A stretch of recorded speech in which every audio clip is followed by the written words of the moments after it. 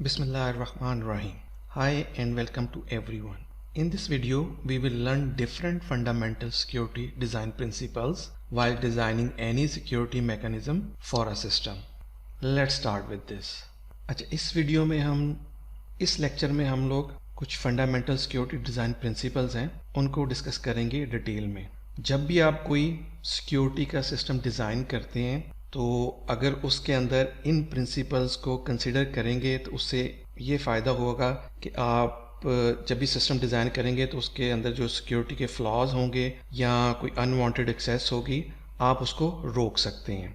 और ये जो प्रिंसिपल्स हैं बेसिकली प्रोवाइड किए हैं national centre of academic excellence in information insurance and cyber defence along with the US national security agency and the US department of home security ने। चलिए हम इसको देख लेते हैं वन बाय वन, वो कौन से डिज़ाइन प्रिंसिपल्स हैं जब भी हम लोग कोई सिस्टम को डिज़ाइन करते हैं उनको कंसीडर करना चाहिए। फर्स्ट वन है जी इकोनॉमी ऑफ मैकेनिज्म प्रिंसिपल। इसके अंदर ये है कि जब भी आप कोई सिस्टम को डिज़ाइन करें सिक्योरिटी के लिए तो उसको एज सिंपल एज पॉसिबल रखें, मींस सिंपल डिज़ाइन उसका रखें। उसकी रीज़न ये है कि अगर उसके अंदर कोई एरर आता है तो वो सिंपल डिज़ाइन होगा तो आप इजीली उसको एरर को फिक्स कर सकते हैं और इजीली अंडरस्टैंड कर सकते हैं अपने सिस्टम को। लेकिन अगर सिस्टम आपका कम्प्लेक्स होगा तो उसमें ये चांसेस है कि थर्ड पर्सन जो है वो उसके अंदर वीकनेसेस जो है उसको डिस्कवर कर सकता है। तो इसलिए बेटर है अपने सिक्योरिटी के सिस्टम को जब भी डिज़ाइन करें तो एज सिंपल एज पॉसिबल होना चाहिए। ये जो प्रिंसिपल है इस economy of mechanism. Second one है जी फेल सेफ डिफ़ॉल्ट। ये जो प्रिंसिपल है इसके अंदर ये है कि जब भी आप कोई सिस्टम को डिज़ाइन करें सिक्योरिटी के लिए या कोई मॉड्यूल डिज़ाइन करें तो उसके अंदर बाय डिफ़ॉल्ट एक्सेस जो है वो डिनाई होनी चाहिए, यानी कि उसको कोई एक्सेस नहीं कर पाए। लेटर ऑन आप कोई पॉलिसीज़ बनाएं उसके ऊपर, उस मॉड्यूल के ऊपर, तो उसके अंदर आप उस पॉलिसीज़ को फॉलो करते हुए कुछ लोगों को एक्सेस दे सकते हैं और कुछ लोगों को एक्सेस नहीं दे सकते। बट अगर वो मॉड्यूल फेल हो जाए तो वो फिर वो डिफ़ॉल्ट एक्सेस उसकी जो है डिनाई पे आ जानी चाहिए। इसकी सिंपल एग्जांपल ये है कि अगर आपकी कंपनी में फायरवॉल लगी हुई है तो उसका पर्पज़ ये होता है कि जो अनवांटेड ट्रैफिक होती है जो इंटरनेट से आपके ऑर्गेनाइजेशन के अंदर इन हो रही होती है तो आप उसको ब्लॉक कर देते हैं और जो आपको रिक्वायर्ड ट्रैफिक होती है आप उसको इन होने देते हैं। तो ये सारी की सारी जो चीज़ें हैं आप उसके अंदर फायरवॉल के अंदर पॉलिसीज़ डिफ़ाइन करते हैं कि कौन से आईपीज़ को इन होना चाहिए और कौन से आईपीज़ को इन नहीं होना चाहिए, यानी कौन सी ट्रैफिक इन होनी चाहिए और कौन सी ट्रैफिक नहीं इन होनी चाहिए। लेकिन सपोज अगर फायरवॉल जो है वो फेल हो जाती है तो उस सूरत में क्या हो कि वो बाय डिफ़ॉल्ट में आ जाए। डिफ़ॉल्ट में क्या होगा कि डिनाई एक्सेस कर दे, यानी कि जब अगर कोई फायरवॉल फेल हो जाती है किसी भी रीज़न की वजह से तो फिर वो किसी भी किस्म की ट्रैफिक जो है वो आपकी ऑर्गेनाइजेशन के अंदर इन ना होने दे। This is called fail safe default principle. Next principle जो है वो कंप्लीट मेडिएशन। अच्छा, कंप्लीट मेडिएशन का जो प्रिंसिपल है इसके अंदर ये है कि अगर आप कोई सिक्योरिटी का सिस्टम डिज़ाइन करते हैं तो उसके अंदर जितने भी मॉड्यूल हैं उनके ऊपर एक्सेस कंट्रोल लगाया जाए। यूजुअली ये होता है कि कोई बंदा किसी सिस्टम के अंदर एक दफ़ा एक्सेस ले लेता है तो वो सभी मॉड्यूल्स को एक्सेस कर लेता है। ऐसा नहीं होना चाहिए। वो जिस भी अगर नेक्स्ट मॉड्यूल को एक्सेस करना चाह रहा है तो उससे पहले वो उससे ऑथेंटिकेशन दे या ऑथेंटिकेशन ले और उसके बाद ऑथेंटिकेट करने के बाद ही उसको एक्सेस करने दें। इसकी सिंपल सी एग्जांपल है कि अगर एक स्टूडेंट है वो यूनिवर्सिटी के अंदर इन होता है तो गार्ड्स को अपना कार्ड दिखा के इन हो जाता है कि मैं यूनिवर्सिटी का स्टूडेंट हूँ। लेकिन वो बेसिकली स्टूडेंट के पास जो एक्सेस है वो कंप्यूटर साइंस का स्टूडेंट है, वो सिर्फ कंप्यूटर साइंस के डिपार्टमेंट में जब जाए तो दोबारा से उसका कंप्यूटर साइंस का डिपार्टमेंट उसको चेक करे कि ये स्टूडेंट कंप्यूटर साइंस का है, तभी उसको उस डिपार्टमेंट में इन होने दे। अगर तो वो एग्रीकल्चर का स्टूडेंट है तो उसको फिर इन ना होने दे। अच्छा, इस प्रिंसिपल में एक प्रॉब्लम ये है कि अगर जितने आप उसके ऊपर चेक रखेंगे तो आपका सिस्टम जो है वो स्लो डाउन होगा, यानी उसके ऊपर प्रोसेसिंग बढ़ती है। इसकी एक और एग्जांपल मैं आपको बता देता हूँ कि ये जैसे आप फेसबुक है उसके अंदर आप जब लॉगिन कर लेते हैं तो आप उसको फिर फेसबुक को अपने ब्राउज़ करना शुरू कर देते हैं। लेकिन अगर आप फिर फेसबुक के अंदर पासवर्ड अपना चेंज करना चाहते हैं तो आपके सामने इस तरह की स्क्रीन आ जाती है कि आप दोबारा से पासवर्ड जो है उसके अंदर इंसर्ट करें, यानी कि वो कंफर्म करता है कि आप वही पर्सन हो तो ऑथेंटिकेट मांगता है। Once you give the password then आपके पास पासवर्ड चेंज की स्क्रीन आती है। So this is the way complete mediation security design principle works. Next जो है जी वो है open design principle. Open design principle means कि आप जो भी सिक्योरिटी का मैकेनिज्म डिज़ाइन करें वो ओपन होना चाहिए। उसकी सिंपल एग्जांपल जो है ओपन सोर्स जितने भी आपके प्रोग्राम्स हैं वो बेस करते हैं ओपन डिज़ाइन प्रिंसिपल के ऊपर। जैसे आपकी लिनक्स है वो ओपन सोर्स है, यानी कि उसका सोर्स जो है वो ओपनली अवेलेबल होता है, उसको हर कोई रीड कर सकता है, पढ़ सकता है कि ये किस तरह लिनक्स डेवलप हुई है। इसी तरह आपका एंड्रॉयड का सिस्टम जो है यूबंटो हो गया, वर्डप्रेस जो है, यानी इसका सोर्स जो होता है ओपनली अवेलेबल होता है। इसी तरह हम इसकी एक और एग्जांपल ले लेते हैं कि यानी कि अगर जितने भी क्रिप्टोग्राफिक एल्गोरिदम्स हैं इस प्रिंसिपल के तहत ये हैं कि वो ओपन होने चाहिए, यानी कि जो भी एल्गोरिदम यूज हो रहा है वो किस तरह काम करता है वो ओपन होना चाहिए सब लोगों के लिए। लेकिन उसके अंदर जो की यूज होगी इंक्रिप्शन की वो सीक्रेट ही होगी हर एक के लिए, यानी कि वो हर बंदा अपनी सीक्रेट की को यूज कर सकता है। लेकिन एल्गोरिदम का जो मैकेनिज्म है वो सबके सामने ओपन होना चाहिए कि एल्गोरिदम कैसे काम करता है क्रिप्टोग्राफिक। नेक्स्ट है जी सेपरेशन ऑफ प्रिविलेजेस।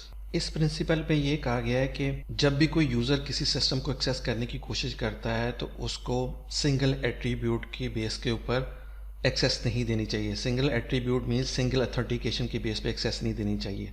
उसके अंदर must multi factor authentication involve कर लें। मल्टी फैक्टर अथेंटिकेशन मीन्स के जब आप किसी वेबसाइट के अंदर लॉगिन करें तो आप फर्स्ट जो है लॉगिन पासवर्ड दें, उसके बाद फिर आपसे सेकंड अथेंटिकेशन पूछे। सेकंड अथेंटिकेशन डिफरेंट वे से हो सकती है आपसे, जैसे आप कह लें, मैं आपको एग्जांपल दे देता हूं कि अगर आप किसी बैंक की साइट पे जाते हैं और जब अपने बैंक के अकाउंट को एक्सेस करने की कोशिश करते हैं तो पहले तो आप फर्स्ट लॉगिन एंड पासवर्ड देते हैं एंड देन फिर उसके बाद एक OTP जनरेट होती है, यानी कि वन टाइम पासवर्ड भी जनरेट होता है जो आपके मोबाइल के ऊपर आता है, वो आप फिर देते हैं। This one is a second authentication. जब दोनों मैच हो जाती हैं तो देन ही वो बैंक आपको एक्सेस देता है। जब एक्सेस देता है तो आप अपने अकाउंट्स की डिटेल देख सकते हैं। अच्छा, उसके बाद फिर क्या होता है कि जब फर्दर आप कोई ट्रांजैक्शन करते हैं तो फिर वो ट्रांजैक्शन का भी पासवर्ड मांगता है। तो ट्रांजैक्शन का पासवर्ड जो होता है वो डिफरेंट पासवर्ड होता है। दिस इज द वे जो सेपरेशन ऑफ प्रिविलेज है वो काम करता है। नेक्स्ट जो है जी लीस्ट प्रिविलेज। अच्छा, लीस्ट प्रिविलेज होता है कि कोई भी जो यूज़र है उसको सिर्फ उतनी ही एक्सेस दी जाए जितनी कि उसको रिक्वायर्ड है उसके काम के लिए। मींस जो HR का डिपार्टमेंट का अगर बंदा है तो उसको सिर्फ HR के मॉड्यूल की ही एक्सेस होनी चाहिए। जो मार्केटिंग के डिपार्टमेंट का बंदा है उसको मार्केटिंग के ही डिपार्टमेंट की या उसी के मॉड्यूल की एक्सेस होनी चाहिए। This is a called least privilege, यानी कि उसको वही एक्सेस होनी चाहिए जो उसको ज़रूरत है उसको अपने काम को कंप्लीट करने के लिए, उसके अलावा उसको एक्सेस नहीं देनी चाहिए। इसकी जो एग्जांपल है वो रोल बेस एक्सेस कंट्रोल भी है, यानी कि जो जिसका रोल है उसकी बेस पे ही उसको राइट्स दिए जाते हैं। यानी कि अगर कोई डेटाबेस एडमिनिस्ट्रेटर है तो उसके अगेंस्ट जो उसके राइट्स हैं उसको वही उसको मिलेंगे। जो नेटवर्क का एडमिनिस्ट्रेटर है उसको नेटवर्क के रिलेटेड ही राइट्स उसको मिलेंगे। जो HR का बंदा है तो उसको HR के मॉड्यूल के ही राइट मिलेंगे, उसके अलावा उसको कोई एक्सेस नहीं होनी चाहिए। This is a called least privilege principle. Next है जी लीस्ट कॉमन मैकेनिज्म। इस प्रिंसिपल में ये है कि आप कोई भी जो चीज़ है वो उसको कम से कम शेयर करें, यानी कि जो भी फाइल्स हैं उसको कम से कम शेयर करें। लाइक अगर एक यूज़र है वो अपनी कुछ फाइल को शेयर करता है और अगर वो फाइल जो कंप्रोमाइज़ हो जाएंगी तो उससे क्या होगा कि वो सिर्फ एक यूज़र ही कंप्रोमाइज़ होगा क्योंकि एक यूज़र ने ही उसको शेयर की थी। और अगर वही फाइल आपने डिफरेंट यूज़र्स के लिए शेयर की हुई है तो उस सूरत में क्या होगा, जब वो फाइल कंप्रोमाइज़ होगी या वो डाटा कंप्रोमाइज़ होगा तो उससे जितने भी बाकी यूज़र्स हैं जो सारे उसको शेयर कर रहे थे वो भी कंप्रोमाइज़ होंगे। तो इसलिए इसके अंदर है कि कम से कम चीज़ें जो है वो शेयर की जाएँ। इसकी एग्जाम्पल आप देख लें कि अगर यूज़र कुछ चीज़ें शेयर कर रहा है तो सिर्फ यूज़र एरिया के अंदर ही रहनी चाहिए। अगर कोई एप्लीकेशन शेयर हो रही है तो सिर्फ एप्लीकेशन के अंदर ही रहनी चाहिए। अगर कोई ऑपरेटिंग सिस्टम के अंदर कुछ चीज़ें शेयर हो रही हैं तो विद इन ऑपरेटिंग सिस्टम ही होनी चाहिए। उसकी रीज़न ये है कि अगर कुछ चीज़ कंप्रोमाइज़ होगी एप्लीकेशंस के अंदर तो वो सिर्फ एक एप्लीकेशन ही कंप्रोमाइज़ होगी, ना कि बाकी एप्लीकेशन भी उसके अंदर कंप्रोमाइज़ होंगी। तो ये प्रिंसिपल कहता है कि कम से कम चीज़ों को शेयर करें। नेक्स्ट जो है जी वो है साइकोलॉजिकल एक्सेप्टेबिलिटी। अच्छा, ये जो प्रिंसिपल है ये ह्यूमंस यानी यूज़र के रिलेटेड है। आप जो भी सिक्योरिटी का सिस्टम डिज़ाइन करें उसके अंदर इस तरह उसको डिज़ाइन करें कि उसको ह्यूमन जो है इजीली उसको एक्सेप्ट कर सकें, यानी कि उसके अंदर यूजर्स के लिए हर्डल्स ना क्रिएट करें। उसकी एग्जांपल मैं आपको दे देता हूं कि अगर एम्प्लॉय आपकी कंपनी के अंदर इन होने चाहते हैं तो आपने जो उसके ऊपर एक्सेस कंट्रोल लगाया हुआ है, रेटिना स्कैन लगा देते हैं कि जब भी कोई यूजर आए वो अपनी आईज को स्कैन करें। एक आई को स्कैन करते मोस्ट प्रॉब्ली हो सकता है 20 सेकंड लगे, 30 सेकंड लगे, तो उससे क्या होगी, हर्डल क्रिएट होगी और यूजर भी उसको इजीली एक्सेप्ट नहीं करते। उससे बेटर है आप उसको सिंपल एक्सेस कार्ड दे दें, वो एक्सेस कार्ड को टैप करे और आपकी कंपनी के अंदर उसको एक्सेस मिल जाए। हाँ, जहाँ पे हाई लेवल की सिक्योरिटी है वहाँ पे आप रेटिना जो स्कैनिंग है वो कर सकते हैं, लेकिन जो सिंपल किसी ने आपकी कंपनी के अंदर इन होना है, आपके एम्प्लॉयज़ ने रूटीन के अंदर इन होना है, आउट होना है, तो उसके लिए आप सिंपल एक्सेस कार्ड यूज़ करें ताकि उसको यूज़र्स को प्रॉब्लम ना बने, यानी कि यूज़र उसको सिक्योरिटी सिस्टम को ईजिली एक्सेप्ट कर सके। This is a psychological acceptability principle in security system design.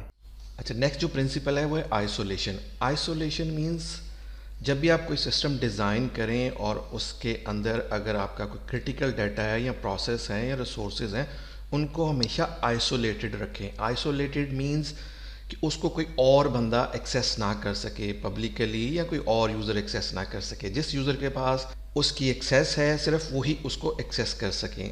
और इसकी और आप देखते हैं कि अगर आपके पास कोई ऑपरेटिंग सिस्टम है या कोई ऐसा सिस्टम है उसके अंदर आपने अपनी कोई फाइल्स रखी हुई हैं, तो जिस यूज़र ने वो फाइल क्रिएट की है उस फाइल्स को सिर्फ वही यूज़र एक्सेस कर सके, ना कि कोई और यूज़र एक्सेस कर सके।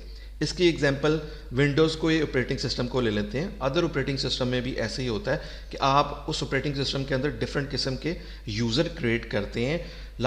मेरा एक यूज़र है खुरम, मैं खुरम से विंडोज़ को एक्सेस करता हूँ और उसके अंदर जो मैं फाइलें क्रिएट करता हूँ या उसके अंदर जो एप्लीकेशन इंस्टॉल करता हूँ या उन फाइल्स को मैं डिलीट करता हूँ, तो उनको सिर्फ मैं ही एक्सेस कर सकूँ, डिलीट कर सकूँ, कोई और उसके अंदर ना कर सके। इसी तरह अदर यूज़र है, वो अली है, वो भी सेम सिस्टम के अंदर लॉगिन होता है, तो उसके पास जो उसकी फाइल्स हैं या उसकी एप्लीकेशन है वही सिर्फ डिस्प्ले हो, वो किसी और यूज़र के साथ इंटरेक्ट ना करें या कोई और यूज़र उसके अंदर मॉडिफिकेशन ना कर सके।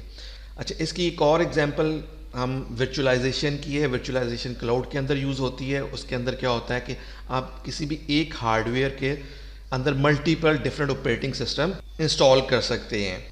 एक सर्वर है, वो उस सर्वर के अंदर मैं डिफरेंट 4 वर्चुअल मशीन इंस्टॉल करता हूँ और हर मशीन के अंदर उसका सेपरेट ऑपरेटिंग सिस्टम हो सकता है एक वर्चुअल मशीन के अंदर मैंने विंडोज़ इंस्टॉल की हो, एक के अंदर लिनक्स की हो और एक के अंदर कोई और मैंने ऑपरेटिंग सिस्टम इंस्टॉल किया हो। तो जो भी ऑपरेटिंग सिस्टम होगा, जो भी वर्चुअल मशीन्स होगी, वो सेम हार्डवेयर के रिसोर्सेज को यूज़ कर रही होंगी, बट उसके अंदर जितने भी प्रोसेस होंगे या जितने भी काम हो रहे होंगे वो इंडिपेंडेंटली हो रहे होंगे, यानी कि आइसोलेटेड इन्वायरमेंट में हो रहे होंगे। द सिंपल मीनिंग के जो भी आपके जो क्रिटिकल डाटा है या प्रोसेस हैं या रिसोर्सेज हैं, ऑलवेज आइसोलेटेड फॉर्म में हो, उसको कोई और बंदा एक्सेस ना कर सके। जिसने वो प्रोसेस या वो चीज़ें क्रिएट की हैं सिर्फ उसी को पास एक्सेस हो और वही उसको एक्सेस कर सके या मॉडिफाई कर सके या अपडेट कर सके। नेक्स्ट जो है जी वो प्रिंसिपल इनकैप्सुलेशन है। अच्छा, ये प्रिंसिपल सेम फॉलो करता है जो आपका ऑब्जेक्ट ओरिएंटेड के प्रिंसिपल्स हैं, उनमें से इनकैप्सुलेशन का जो प्रिंसिपल है सेम उसी रूल्स को फॉलो करता है और ये एडवाइस करता है कि उसको फॉलो करें। ऑब्जेक्ट ओरिएंटेड के अंदर जो इनकैप्सुलेशन का प्रिंसिपल है उसके अंदर ये है कि आप जब भी कोई मॉड्यूल डिज़ाइन करते हैं तो उसके अंदर सबसे पहले क्लास डिफाइन करते हैं और क्लास के अंदर फिर जितनी भी उसके वेरिएबल हैं, मेथड हैं, प्रोसीजर हैं, उनको कॉल कराते हैं, वो उसी क्लास से रिलेटेड ही होते हैं, यानी कि उस दायरे के अंदर ही रह के वो काम करते हैं, उस बाउंडेड एरिया के अंदर रह के ही काम करते हैं। इसकी एग्जांपल आप एक पासवर्ड का कोई मॉड्यूल डिज़ाइन करते हैं, उस मॉड्यूल के अंदर आप जितने भी प्रोसीजर्स हैं, मेथड्स हैं और उनको जो कॉल करवाएंगे वो उसी बाउंड्रीज़ के अंदर होने चाहिए, यानी कि उसकी एक क्लास बना के उसी के अंदर ही चीज़ें होंगी। उससे ये फ़ायदा होगा कि एक तो उस मॉड्यूल को अंडरस्टैंड करना इजी होगा और कभी उसके अंदर बग्स आए तो आप उसको इजीली उस बग्स को फिक्स भी कर सकते हैं, और जब भी अगर उसको कॉल करेंगे तो सिर्फ उसी पासवर्ड की क्लास को कॉल करेंगे तो उसके पासवर्ड के अंदर जितनी पॉलिसीज़ प्रोसीजर्स हैं वो सभी को कॉल कर लेगा। मीन्स उसके अंदर जितने भी मेथड्स हैं वो सारे के सारे इनकैप्सुलेटेड फॉर्म में होंगे। नेक्स्ट प्रिंसिपल है मॉड्यूलैरिटी। मॉड्यूलैरिटी मीन्स जब भी आप कोई सिस्टम डिज़ाइन करें तो उसके अंदर कोई अगर सिक्योरिटी का मॉड्यूल डिज़ाइन जो करें वो सेपरेट करें और प्रोटेक्टेड करें, और जो मॉड्यूलरिटी का आर्किटेक्चर है उसको देखते हुए इसको डिज़ाइन करें। उससे हमें ये फ़ायदा होगा कि अगर हम उस सिक्योरिटी के मॉड्यूल के अंदर कोई अपडेशन कर रहे हैं तो उससे हमें एंटायर सिस्टम को अपडेट ना करना पड़े, सिर्फ उसी मॉड्यूल को हम लोग अपडेट करें तो हमारा काम प्रॉपरली वर्क करता रहे। मीन्स कि हम उसको एक सेपरेट मॉड्यूल के तौर पे लें और फिर उसको उसके बाद किसी और सिस्टम, जो भी जिस सिस्टम के लिए डिज़ाइन कर रहे हैं उसके साथ इंटीग्रेट कर दें और वो कंप्लीटली इंडिपेंडेंटली वर्क करें। नेक्स्ट जो प्रिंसिपल है वो लेयरिंग है। अच्छा, लेयरिंग प्रिंसिपल है, जब भी आप कोई सिस्टम डिज़ाइन करें सिक्योरिटी का तो उसके ऊपर मल्टीपल लेयर्स लगाएं और मल्टीपल लेयर से उसको प्रोटेक्ट करें। इसकी सिंपल एग्जांपल है कि किसी भी ऑर्गेनाइजेशन के अंदर जो सबसे इम्पॉर्टेंट थिंग्स होती हैं वो उसका क्रिटिकल डाटा होता है या सेंसिटिव डाटा होता है। तो आप यहाँ पे राइट साइड पे देख सकते हैं उस डाटा को प्रोटेक्ट करने के लिए डिफरेंट लेयर्स लगाई जाती हैं। सबसे पहले तो यूज़र्स, किस किस्म के यूज़र उसको एक्सेस कर सकते हैं, उसकी पॉलिसीज़ लगाई जाएंगी। उसके बाद फिर आइडेंटिटी मैनेजमेंट लगाया जाएगा, यानी कि अथेंटिकेशन दी जाएगी और मल्टी फैक्टर अथेंटिकेशन हो सकती है। उसके बाद फिर इंफ्रास्ट्रक्चर आ जाता है। इंफ्रास्ट्रक्चर के अंदर आईपीएस, फायरवॉल, आईडीएस हो सकती हैं। उसके बाद वो आपके डाटे को एक्सेस कर सकता है, यानी कि अगर कोई थर्ड पर्सन जो है अगर वो आपके सेंसिटिव डाटे को एक्सेस करना चाह रहा है तो वो मल्टीपल लेयर से गुजर के जाए। तो जब मल्टीपल लेयर से गुजर के जाएगा तो आप उसको इजीली रिस्ट्रिक्ट कर सकते हैं, कोई अनऑथराइज्ड यूजर अगर उसको एक्सेस करना चाह रहा हो आपके क्रिटिकल डाटे। This is a multiple layering security principle design. The last one is a least astonishment. इस प्रिंसिपल में ये कहा गया है कि आप जो भी सिस्टम डिज़ाइन करें सिक्योरिटी का और उसके जब इंटरफेसेस आप डिज़ाइन करें तो उसके अंदर कोई डिफ़िकल्टीज ना लेके आए, यानी कि इजीली अंडरस्टैंडेबल होने चाहिए और यूज़र उससे यही एक्सपेक्ट कर रहा हो कि जो उसको इंस्ट्रक्शन दी गई हैं उसी तरह वो आपका सिस्टम बिहेव करे और यूज़र भी उसको एक्सपेक्ट करे कि ये सिस्टम इस तरह ही बिहेव करेगा। ये नहीं होना चाहिए कि अगर एचआर का कोई बंदा है वो लॉगिन करता है एचआर के मॉड्यूल में, उसके सामने मार्केटिंग वालों के डाटा जो है वो सामने रिजल्ट में डिस्प्ले हो रहा हो। और इसी तरह सिस्टम्स के अंदर बग्स नहीं होने चाहिए। लाइक आप देख सकते हैं राइट के अंदर कि समटाइम्स ऐसे होता है कि एक अगर प्रॉब्लम आई हुई है तो उसके बाद एक और बग्स आ जाता है, यानी कि अगर पहला बग्स नहीं ठीक हुआ तो एक और बग्स आ जाता है जिसको कि यूज़र जो है एक्सपेक्ट नहीं कर रहा होता है कि सिस्टम इस तरह काम करेगा। तो ऑलवेज सिस्टम के इंटरफेसेस इस तरह डिज़ाइन करें कि जो यूज़र हैं वो उसको ईजिली अंडरस्टैंड कर सकें, उसके अंदर डिफ़िकल्टीज ना हो और जो उसको इंस्ट्रक्शन दें तो सिस्टम भी उसको उसी तरह बिहेव करे जिस तरह के यूज़र एक्सपेक्ट कर रहा है। This is called least astonishment principle. So these are the security design principle which should be considered while designing the security mechanism for a system. Thank you. I hope you learned different fundamental security design principles while designing any security mechanism for a system. If you like this video, kindly share it with your friends and please subscribe this channel. Thank you.